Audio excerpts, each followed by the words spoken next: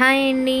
ఈరోజు వీడియో ఏమిటంటే వంకాయ బఠానీ కర్రీ చేస్తున్నానండి. ఎంతో సింపుల్గా ఈజీగా హోటల్ స్టైల్లో చేసుకోవచ్చు. సూపర్ అంటే సూపర్ ఉంటుందన్నమాట.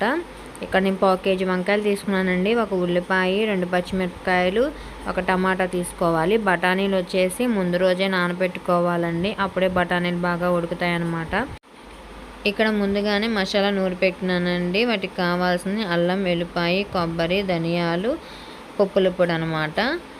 ఈ మసాలా వేస్తేనే వంకాయ కర్రీకి టేస్ట్ అనేది వస్తుంది. ఇంకా ముక్కలు వచ్చేసి సన్నగా కోసి పెట్టుకొని పక్కన పెట్టుకోవాలండి. ఉప్పు వేసుకొని అప్పుడే కండ్రెక్కకుండా ఉంటాయి. బాండీలో ఆయిల్ వేసుకొని ఒక బిర్యానీ ఆకు వేయాలి ఫ్లేవర్ కోసం. ఆ తర్వాత వచ్చేసి బఠానీలు అనేది బాగా వేగించుకోవాలి. అలా వేగించుకున్న తర్వాత మనం కోసి పెట్టుకున్న టమాటాలు, పచ్చిమిరపకాయలు, ఉల్లిపాయలు అనేది వేసుకొని వీటిని బాగా మగ్గనివ్వాలి. ఇవి ఎక్కువసేపు కూడా మగ్గనివ్వ అవసరం లేదండి. ఎందుకంటే వంకాయలు తొందరగా మగ్గిపోతాయి కదా, అలానే అవి కూడా టమాటాలు కూడా మగ్గిపోతాయి. అలా వేసుకొని సాల్ట్ అనేది వేసుకోవాలండి. సాల్ట్ ఎక్కువ వేసుకుంటే ఉప్పు కారం అవుతుంది కాబట్టి చూసుకొని వేసుకోవాలి. పసుపు 1 టేబుల్ స్పూన్ వేసుకున్నాను. అలా వేసుకొని కలపెట్టుకొని మూత పెట్టుకోవాలి. లో ఫ్లేమ్లోనే ఈ కర్రీ చేయాలండి, లేకపోతే వంకాయలు మాడిపోతాయి.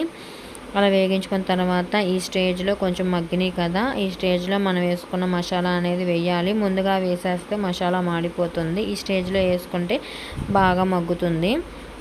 ఆ తర్వాత వచ్చేసి ముక్క బాగా మగ్గిపోయింది కదా, అలా మగ్గిన తర్వాత 2 టేబుల్ స్పూన్ కారం వేసుకోవాలి. ముందే మనం ఉప్పు వేసుకున్నాం కాబట్టి చూసి ఉప్పు వేసుకోవాలండి. అంతే ఈజీగా ఎంతో టేస్టీగా ఈ కర్రీ చేసుకోవచ్చు. లాస్ట్లో కొత్తిమీర జల్లుకుంటే